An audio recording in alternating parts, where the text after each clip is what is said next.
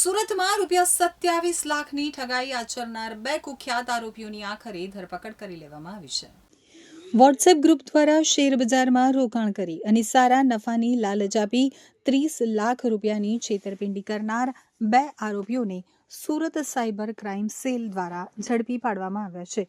પોલીસના હાથે ઝડપાયેલા બંને આરોપીઓ પાસેથી ₹1.35 લાખ રોકડ સહિતનો મુદ્દામાલ જપ્ત કરી વધુ તપાસ હાથ ધરવામાં આવતા ચોંકાવનારા ખુલાસાઓ થયા છે. પોલીસની પ્રાથમિક પૂછપરછ અને તપાસ દરમિયાન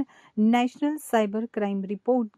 પોર્ટલ પર 11 બેંક એકાઉન્ટો ઉપર 57 ફરિયાદો દાખલ થયેલ હોવાનો ખુલાસો થયો છે, જેમાં ₹53 કરોડની છેતરપિંડી થઈ હોવાનું જણાવ્યું હતું. તો પોલીસ દ્વારા હાલમાં આ બંનેને રજૂ કરી અને 2 દિવસના રિમાન્ડ મેળવવા માટે તપાસ હાથ ધરવામાં આવી છે.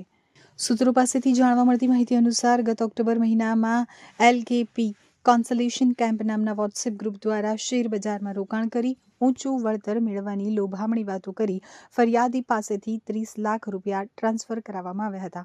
જે પૈકી નફા પેટે ₹3.13 લાખ વિડ્રોલ કરી અને બાકીના રૂપિયા વિડ્રોલ કરશો તો નોટિસ સહિતની ધાકધમકી આપવામાં આવી હતી, જેને પગલે ઠગાઈનો ભોગ બનતા ઇસમ દ્વારા સાયબર ક્રાઇમ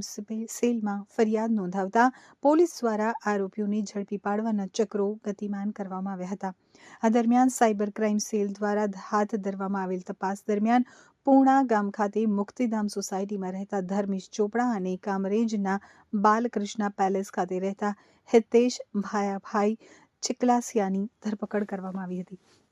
બંને આરોપીઓ પૈકી ધર્મેશ ચોપડાએ પોતાની કૃષ્ણા ફેશન નામની સંસ્થાનું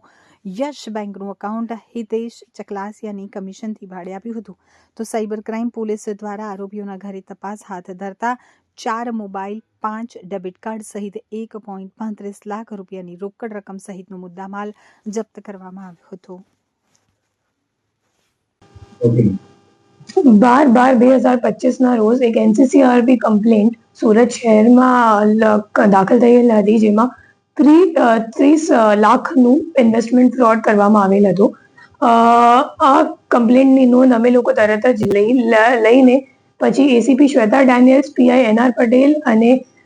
BC હાર્દિકભાઈ પરમાર આ ત્રણેયની ટીમ મળીને ગણતરીના કલાકોમાં ડિટેક્શન કરી અને 13 તારીખે અમે લોકો ફરિયાદ કરી લીધી અને પછી 14 તારીખ સુધી અમે લોકો આરોપી સુધી પહોંચી ગયા. ટોટલ બે આરોપી છે અને આ જે ગુના છે એને એમો એવી રીતનું છે કે એ લોકો વોટ્સએપ ઉપર એક ગ્રુપ બનાવીને લોભ લાલચ આપી ફરિયાદીને કે તમે જો સ્ટોક માર્કેટમાં ઇન્વેસ્ટ કરો તો તમને વધારો નફો મળશે. તો આ મુજબ લોભ લાલચ જ્યારે આપી તો ફરિયાદીએ અગાઉ થોડુંક ઇન્વેસ્ટમેન્ટ કરી પછી એમને જ્યારે વિડ્રોવલ માટે પૂછ્યું તો 3 લાખ સુધીનું વિડ્રોવલ સામેવાળાએ કરી દીધું. તો એમને વિશ્વાસ થઈ ગયો કે ખરેખર સાચી હશે અને પછી આગળ એમને ઇન્વેસ્ટમેન્ટ કરવા ના દીધી અને એને વધુ ઇન્વેસ્ટમેન્ટ પણ કરી નાખી અને વિડ્રોવલ નહીં થતી તો એમને ખબર પડી કે મારી સાથે ખરેખર છેતરપિંડી થઈ ચૂકી છે. એમાં જે 2 અક્યુઝ અત્યાર સુધી અમે લોકોએ ઝડપી પાડ્યું છે, બંનેનું નામ છે, એકનું નામ હિતેશ છે અને બીજાનું નામ ધાર્મિક છે અને એ બંને કરંટ એકાઉન્ટ, મુખ્ય રીતે એ લોકો કરંટ એકાઉન્ટ ખોલાવે છે અને કરંટ એકાઉન્ટ ખોલાવી એક યશ કરીને માણસ છે મુંબઈનું એમને આપે છે અને આમાં અમે લોકો એમની પાસેથી 11 કરંટ એકાઉન્ટ કુલ મળી આવેલ છે અને 11 કરંટ એકાઉન્ટમાં ટોટલ 53 કમ્પ્લેન્ટ્સ નોંધાયેલ છે અને 57 કમ્પ્લેન્ટ્સ નોંધાયેલ છે અને 53 કરોડનું ટોટલ ફ્રોડ અમાઉન્ટ છે, જેમાં 6 કમ્પ્લેન્ટ છે ગુજરાતનું છે અને બીજા અધર રાજ્યનું પણ છે. એમાં મુખ્ય રીતે અમે લોકોને જોવા મળ્યું કે જે આરોપીઓ છે એમના ફોન ઉપર એક ચાઇનીઝ એપ પણ છે. એ જે ચાઇનીઝ એપ છે એ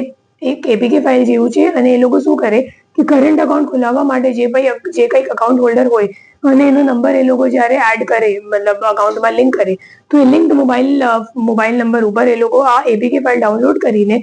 પછી જે OTP આવે નેટ બેન્કિંગ યુઝ કરવા માટે તરત જ ઓટોમેટિક રીડિરેક્ટ થઈ જાય એવી રીતની એક ચાઇનીઝ એપ એ લોકો યુઝ કરે છે અને એક નવી રીતની એમો આ કામમાં સામે આવી છે, જેમાં ફક્ત એ લોકો વિક્ટિમ્સ નહીં બટ પોતાના જે ગેંગના લોકો છે એમને પણ એ લોકો એવી રીતની એપ ડાઉનલોડ કરાવીને OTP